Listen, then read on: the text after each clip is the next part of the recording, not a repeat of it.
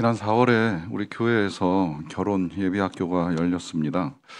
공식적으로 교회 광고는 하지 않았지만 금년, 그러니까 다음 주 토요일에 결혼하는 청년 커플 두 커플과 또 11월 또 내년 2월에 결혼을 하기로 이제 계획된 청년들이 있다는 이야기를 듣고 부지런히 이 네 커플을 모아가지고 이제 결혼에 필요한 것들을 나누는 시간을 가졌습니다. 원래 저는 이제 한 4번 정도 만나서 해주려고 했었는데 시간 조율이 잘 안 되다 보니까 3회로 줄여서 하기는 했습니다만 그 3회 동안에라도 어쨌든 그들이 가정을 이루는데 필요한 것을 이제 전해주기 위해서 애를 썼는데요. 애쓴 이유 중에 하나는 요즘 결혼이 쉽지 않은 일이잖아요.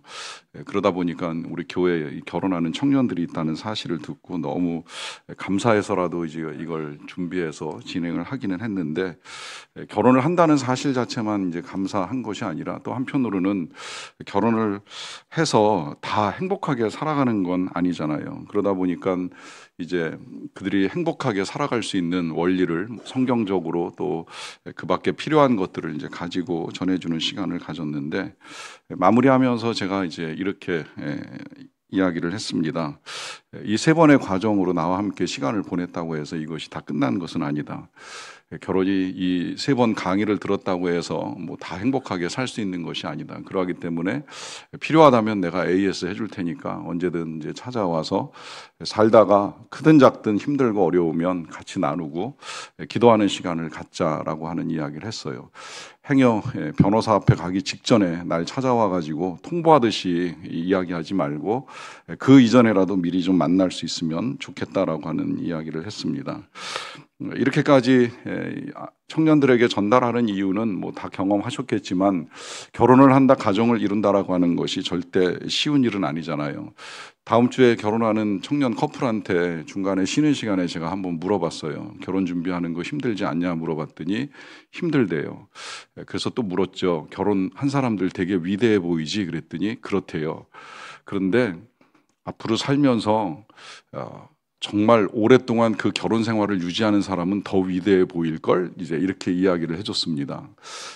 그렇지 않습니까? 여러분이 가정을 유지한다라고 하는 거 절대 쉬운 일은 아니지 않습니까? 물론 이혼도 쉬운 일은 아니라고 생각이 들어요. 이혼에는 굉장히 큰 용기가 필요합니다. 그리고 제가 어제도 변호사 성도님을 만나서 이야기를 듣다 보니까 이 이혼이라는 게 진짜 참 사람을 어느 정도로 힘들게 하느냐 하면 삶의 질을 엄청나게 떨어뜨린다는 거예요. 왜냐하면 일단 이혼하면 재산을 나누어야 되는데 그 재산이 뭐 예를 들어 저한테 말씀해 주시더라고요. 10억인 가정에서 이혼하면 적어도 반씩 나누어야 되는데 일단 10억짜리 집에 살다가 5억짜리로 줄이려고 하면 이 삶의 질의 저하는 이루 말할 수가 없다는 것이죠. 그러니까 이제 이런 위험과 부담을 감수하고 이혼을 한다라고 하는 건 굉장히 대단한 용기를 필요로 하는 일인데 그러다 보니까 우리 교회에는 이혼에 실패한 사람들이라고 일컬어지는 분들이 여러 분 계세요. 자칭이에요. 제가 이제 붙인 표현은 아닌데 자칭 우리는 이혼에 실패한 사람들입니다라고 이제 하는 말씀을 들었던 분들이 계시는데 이분들이 왜 이혼에 실패했겠습니까? 이혼에 실패한 이유가 어디에 있습니까? 그런 위험 부담을 감수할 수 없어서 실패한 것이겠습니까? 아니지요. 그들도 처음에 결혼 생활을 시작할 때 원했던 건 그런 불행한 결혼의 현실이 아닐 거예요. 제가 신혼부부들 주례할 때도 가끔은 그런 이야기를 하지요. 오늘 결혼식 날 굉장히 행복한 날인데 오늘이 최고로 행복한 날이 되어서는 안 된다. 결혼식 하루가 행복하고 그 이후로 살아가는 나날들이 불행한 날들이라고 하면 이게 얼마나 슬픈 일이에요. 오히려 결혼식 날도 행복하지만 이후에 살아갈수록 세월이 거듭될수록 더 행복한 삶을 살기를 축복하는 것이 때로는 제 주례사 속에도 들어 있습니다. 그렇게 살아야 합니다. 그런데 왜 우리는 살아가면서 우리 각자의 결혼 생활이 행복하다라고 여기기보다는 때때로 불행과 슬픔에 빠지는 일들이 벌어지게 되는 것일까요? 감사하게도 성경은 우리에게 있어서 하늘의 신령한 것들만을 가르쳐 주시는 것이 아니라 우리가 살아가는 이 땅에서도 어떻게 살아가야 하는가라고 하는 지침을 잘 주고 있다는 거예요. 그래서 우리가 지난주, 지지난주에는 부모에게나 자녀에게, 부모 자식 지간에 어떻게 해야 될지에 대한 것을 분명하게 잘 알려주셨고요. 이제 오늘은 부부간에 남편은 어떻게 해야 하는지 또 아내는 어떻게 해야 하는지에 대해서 정확하게 잘 말씀을 해 주셨습니다. 주십니다. 이런 말씀들을 해주시는 이유가 무엇이겠어요? 지난주에도 말씀드렸지만 하나님은 우리가 불행하게 살기를 원치 아니하십니다. 그리스도인은 십자가 지고 불행한 삶을 고난을 걸어가는 사람이 아닙니다. 물론 살다 보면 인생에 고난이 찾아오고 힘든 일들이 찾아올 수는 있지만 거기까지가 하나님의 뜻은 절대 아니라고 하는 것입니다. 오히려 그리스도인은 이제부터는 하나님의 말씀을 따라 살아가면서 우리 하나님께서 우리에게 주시기 원하셨던 행복한 삶을 살아가는 자들이에요. 그래서 복음을 정의해 드릴 때 그렇게 말씀을 드렸잖아요. 복음은 하나님을 누리는 삶입니다. 이때 하나님을 누린다는 건 슬픔과 우울에 빠져 살아가는 삶이 아니라 행복과 기쁨 가운데 거하는 삶을 말합니다. 우리를 용서하신 하나님의 사랑을 깨달아 알고 이제부터는 그 사랑을 힘입어서 그 하나님이 가정해 주시는 말씀에 따라 행복한 삶을 살아가는 사람들이 그리스도인이라 하는 의미입니다. 그래서 이제 오늘도 우리는 우리 각 가정에 주시는 하나님의 말씀에 함께 귀를 기울이는데요.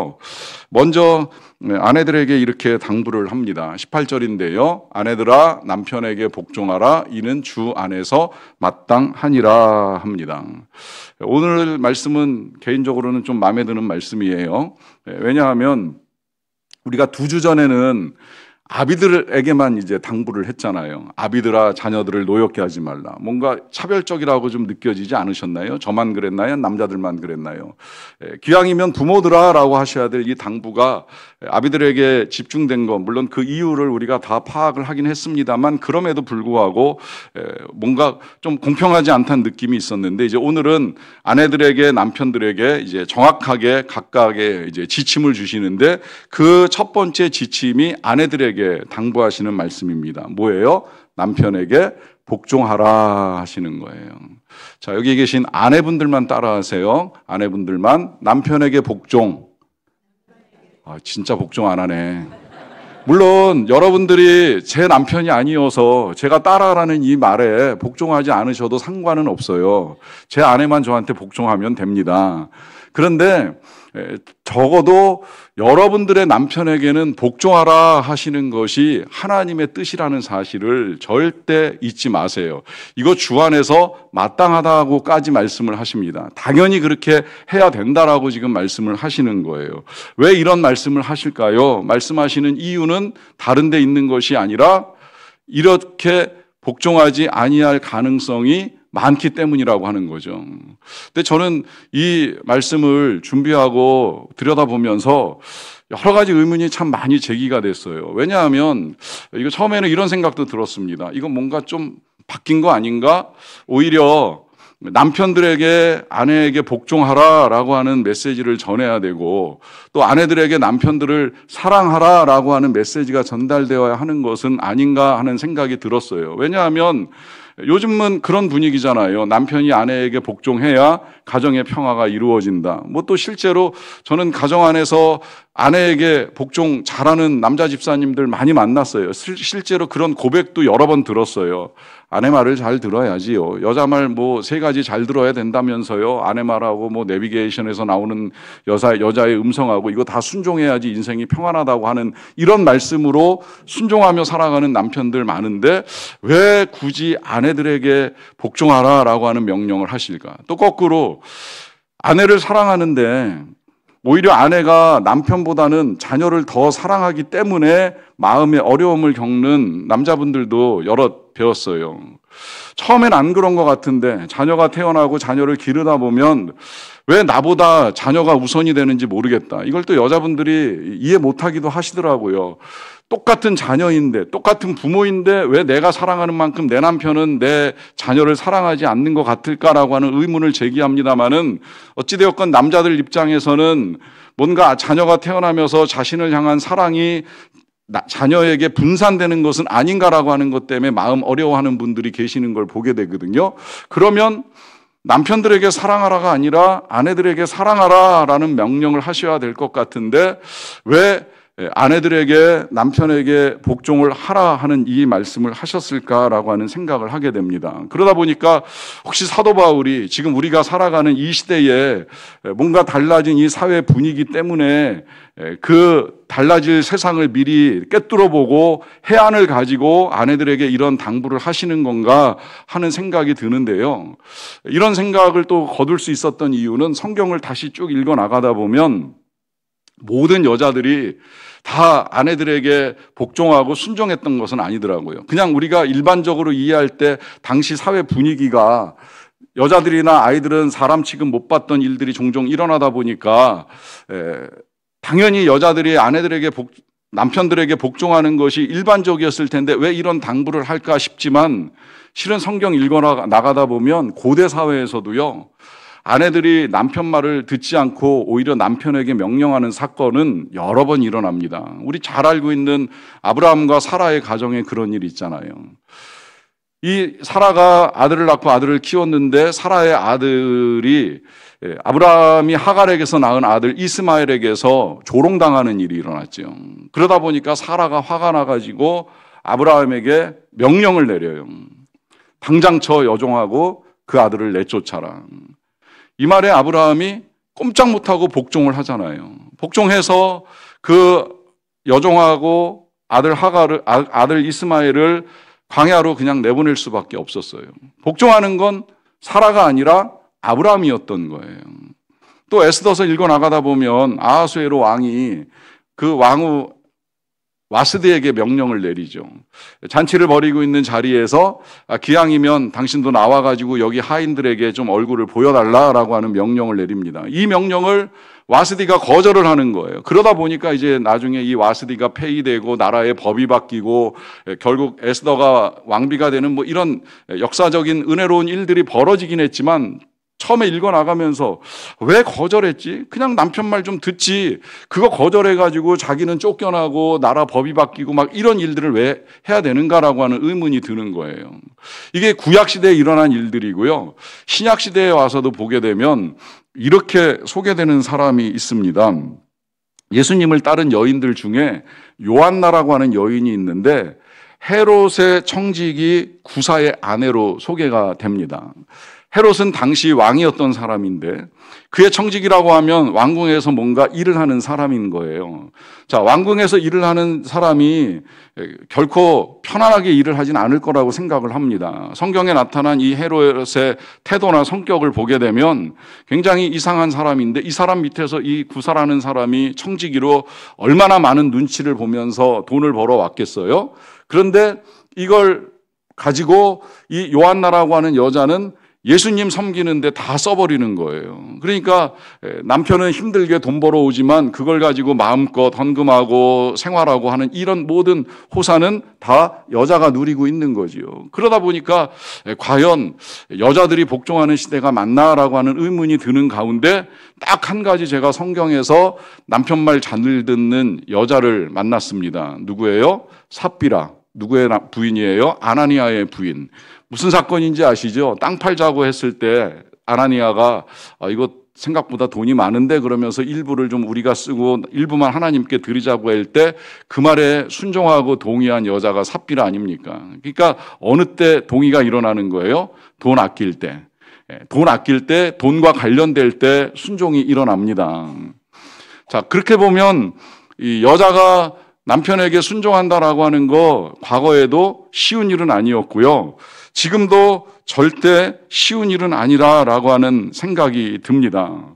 왜 그럴까요? 처음부터 그랬을까요? 모르겠습니다. 제가 이해하는 바로는 처음부터 여자들이 남편들에게 불순종하지는 않았을 것이라고 생각을 합니다. 결혼 초에는 남편 말을 잘 듣는 여자들이 시간이 지나면서 바뀌잖아요. 죄송한 말씀입니다만은 저도 어느새 이제 우리 교회에서 15년 가까이 목회를 하면서 여러 성도님들을 오래 보다 보니까 옛날하고 아주 조금 달라지는 듯한 느낌을 주는 여자 성도님들이 계십니다.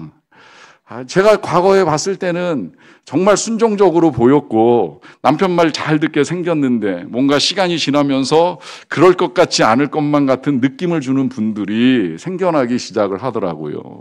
왜 그럴까요? 이걸 누가 과학적으로 설명을 해주더라고요. 호르몬의 변화가 일어나서 여자에게는 남성 호르몬이 늘어나면서 점점 세지고 남자에게는 여성 호르몬이 늘어나면서 점점 약해진다라고 하는 말씀을 하시는데, 이런 과학적 원리를 사도 바울이 이해를 하고 여성들에게 복종을 당부하시는 것인가라고 하는 의문이 드는데요. 그것만은 아닙니다.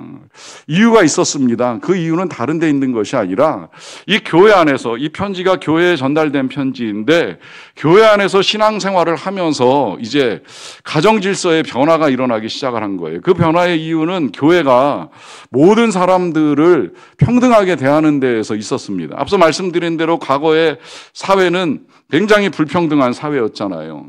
주인과 종 사이에만 불평등이 있는 것이 아니라 남자와 여자 사이에 남자는 사람으로 대접을 하지만 여자와 아이들은 대접받지 못하는, 사람 취급도 하지 아니하는 그런 문화 속에서 교회에 찾아온 여성들이 다 동일하게 그리스도 안에서 하나다라고 하는 메시지를 듣기 시작을 한 거예요. 남자나 여자나 주인이나 종이나 헬라인이나 야만인이나 다 그리스도 안에서 하나이니라라고 하는 말씀을 듣고 또 실제로 다 동등하게 그리스도 안에서 구원받았다는 사실을 깨닫게 되고 다 그리스도 안에서 형제자매라는 사실을 받아들이게 된 거예요. 그러다 보니까 이제 가정에 돌아가서 불평등하게 대해왔던 남편에게 복종하는 일이 점점 어려워진 것이죠. 여기에 더하여서 그리스도인 신앙을 가지게 되면 담대해지잖아요. 그리스도인은 믿음의 이유로 말미암아 핍박과 박해를 받는 것을 당연하고 기쁘게 여기는 사람들이었습니다. 그러다 보니까 여자들이 교회에 와서 신앙을 가지고 그 담대함의 훈련이 쌓이다가 집에 가서 감당 못할 명령이나 핍박을 받게 되면 맞서기 시작을 한 거예요. 특히나 맨날 교회만 가냐, 교회 가지 마라 하는 이런 명령을 듣게 되면 남편을 더 사랑하고 설득해서 함께 구원의 자리로 이끌어내기보다는 오히려 교회에서 배우고 경험한 이 평등의 지식들을 가지고 맞서고 싸우고 갈등을 불러일으키는 일들이 있게 된 거예요. 그러다 보니까 사도 바울이 당부를 합니다. 남편에게 복종하라. 이것이 주 안에서 마땅하다라고 하는 말씀을 하십니다. 자, 이것을 주 안에서 마땅하다라고 말씀하시는 이유는 단순히 그것이 예수님을 믿는다라고 한다면 남편에게 순종하는 것이 당연하다라고 하는 것에서만 말씀을 하시는 것이 아니에요. 여기서 주 안에서라고 하는 이 말씀은 삼위일체 하나님이 우리에게 이와 같이 복종의 아름다운 원리를 보여주시고 가르쳐 주셨기 때문에 우리도 삼위일체 하나님을 따라가야 된다는 거예요. 이것이 무슨 말씀인고 하니, 여러분, 삼위일체 성부와 성자와 성령 하나님은 각각이 독립된 인격체입니다. 이때 인격체라고 표현하는 것은 이 세 분이 다 각각의 지, 정, 의를 가지고 계세요. 가끔 오해하지만 성령은 물질이 아닙니다. 성령은 인격체입니다. 성령은 성경을 통해서 자세히 들여다보면 감정도 있고요, 지성도 있고 의지도 있어요. 그래서 성령도 성령의 뜻대로, 성령의 지혜로, 성령의 슬픔과 성령의 기쁨을 얼마든지 가지실 수 있는 분이에요. 그런데 이 세 분이요, 복종의 원리로 일치를 이루어요. 복종하며 일체가 되십니다. 우리 잘 알고 있는 대로 예수님이 독립된 존재이시지만 아버지 하나님의 말씀에 따라 이 땅에 오시잖아요. 그리고 아버지 하나님의 뜻을 받들어서 십자가를 지시잖아요. 아버지 하나님의 뜻을 따라 자기는 원하지 않지만, 예수님은 이 잔이 지나가기를 원하셨지만 철저하게 복종해서 십자가를 지고 죽음을 맞이하시는 거예요. 거절하려면 얼마든지 거절하실 수 있었어요. 능력이 안 되겠습니까? 지혜가 부족하겠습니까? 그럼에도 불구하고 철저한 아버지 하나님의 뜻에 복종해서 십자가 지고 고난을 당하시는 거예요. 그 예수님이 우리에게 성령을 보내주셨어요. 성령도 그 예수님의 명령에 순종해서 우리에게 임하셨기 때문에 우리가 성령을 힘입어서 예수 그리스도를 믿고 예수 그리스도를 나의 주 나의 하나님으로 고백하게 되고 우리가 하나님의 자녀가 되는 은혜를 누리는 거예요. 만약에 예수 그리스도가 하나님 아버지를 거절하거나 성령께서 예수님의 뜻을 따르지 않았으면 우리 중에 그 누구도 구원을 받을 수가 없었던 거예요. 구원이 예수님의 고난과 부활로만 끝나는 것이 아닙니다. 이걸 우리가 믿을 수 있게, 우리가 이것을 받아들일 수 있게 성령의 감동과 역사가 있었기 때문에 우리가 예수님을 믿게 되는 것이지요. 그렇게 보면 예수님은 하나님께 복종하고 성령은 예수님께 순종함으로 말미암아 우주의 질서가 이루어지고 우리의 구원이 성취가 된 거예요. 이게 안 되면, 이 복종이 안 되면 질서가 깨지고 세상이 엉망이 됩니다. 단적인 예가 뭔지 아시지요? 사탄이 천사였지만 하나님께 불복종하고 하나님께 거역하면서 하나님의 뜻을 떠나다가 이 땅에 죄와 악을 불러오고 이 세상이 얼마나 엉망이 되었습니까? 이 세상의 질서가 깨지는 이유는 다른 데 있는 것이 아니라 복종하지 않는 데 있는 거예요. 순종하지 않는 데 있는 거예요. 이 질서를 삼위일체 하나님이 먼저 우리에게 보여주셨기 때문에 가정의 질서를 위해서 그리고 가족들의 구원을 위해서 하나님이 우리에게 당부하십니다. 특별히 아내들에게 당부합니다. 남편에게 복종하라. 정말 가정을 세우고 가족들을 구원하기 원하면 다른 어떤 것이 필요한 것이 아니라 남편에게 복종하라. 비록 그 명령이나 말하는 것이 받아들여지지 않고 이해할 수 없고 용납할 수 없을 때라 할지라도 질서와 구원을 위해서 필요한 것은 복종이라는 사실. 이게 삼위일체 하나님의 형상을 따라 우리가 다시 하나님의 형상을 회복해 나가는 원리입니다. 그래서 이것을 주 안에서 마땅하다라고 우리에게 가르쳐 줍니다. 그러면 아내들은 복종하고 남편들은 어떻게 해야 될까요? 19절에서 가르쳐 주지요. 남편들아 아내를 사랑하며 괴롭게 하지 말라라고 하는 당부를 합니다. 자, 왜 이런 당부를 할까요? 남편들이 아내를 사랑하는데 왜 이런 당부를 할까요? 물론 남편들이 아내를 사랑해서 결혼을 하는 것은 맞지만 이것이 시간이 흐르면서 그 사랑이 지속되기는 쉽지 않다는 걸 너무나도 잘 알고 계신 메시지라고 생각을 합니다.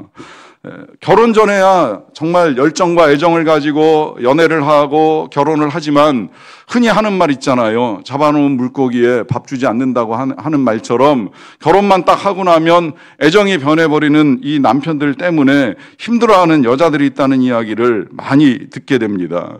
그리고 이것이 결과적으로 아내를 괴롭게 하는 일이 되기 때문에 당부를 하는 거예요. 아내들을 사랑하라. 이게 왜 그렇겠어요? 여인들에게 있어서 가장 고통스러운 일은 다른 데 있는 것이 아니라 자신을 사랑하지 않는 남자와 살아가는 것입니다. 함께 살아가는 거예요. 한때 남자들이 이걸 모르고 오해를 했어요. 그저 그냥 돈만 벌어다 주면 이게 다 하겠지, 이것이면 충분하겠지라고 착각을 했던 적이 있습니다. 하지만 아니라는 사실이 너무 많이 드러나잖아요. 많은 돈은 벌어다 줘도 불행에 빠진 여자들이 뉴스로도 얼마든지 드러나잖아요. 왜 그럴까요? 그것은 사랑이 그만큼 귀한 일이기 때문입니다.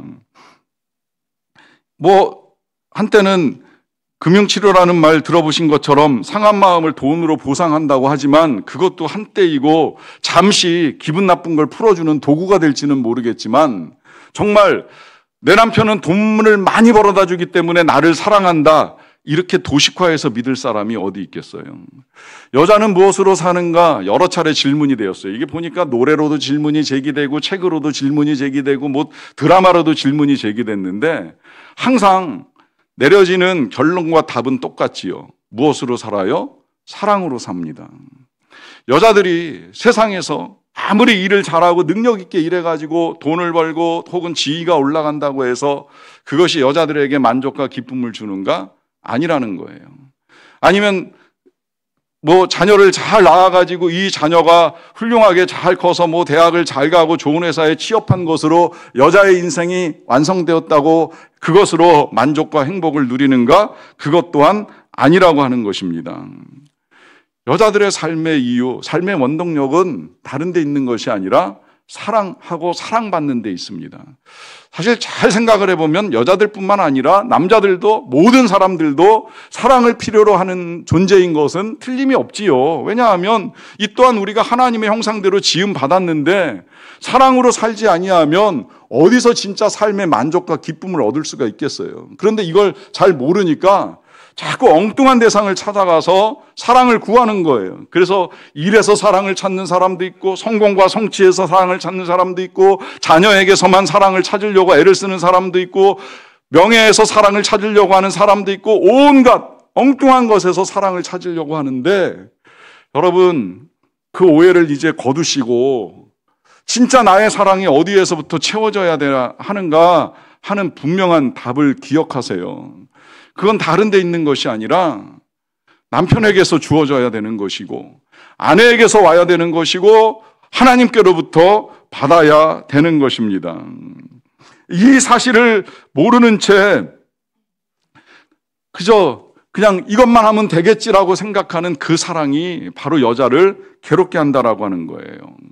이런 말씀을 드리다 보면 가끔은 그런 말씀을 들을 때도 있었습니다. 표현을 안 해서 그렇지 아내를 사랑합니다 라고 말하는 사람들이에요. 바로 그 부분이에요, 여러분. 이 사랑이라고 하는 거 자녀들도 마찬가지고요. 자녀를 사랑하지 않는 부모가 어디 있겠어요. 그런데 왜 자녀들이 가끔 부모를 향해서 이런 반문을 합니까? 날 사랑하시는 거 맞아요? 이런 질문을 하는 이유가 어디 있겠어요. 아무리 부모가 자녀를 사랑해도요, 자녀가 깨닫지 못하고 느끼지 못하면 사랑이 아닐 수도 있는 거예요. 마찬가지로 저 아내를 사랑해요 말은 하지만 아내가 그것을 믿을 수 없고 받아들일 수 없다면 뭔가 잘못 전달되고 있는 겁니다. 그렇기 때문에 사랑에 있어서 중요한 건 잘 표현하고 잘 표현되어야 하는 사랑입니다. 이것 때문에 책을 쓰신 분이 있잖아요. 이미 너무 이제 많이 알려졌어요. 게리 체프만의 5가지 사랑의 언어라고 하는 책에서 사랑의 표현이 5가지로 나타날 수 있다라고 하는 거 들어보셨을 거예요.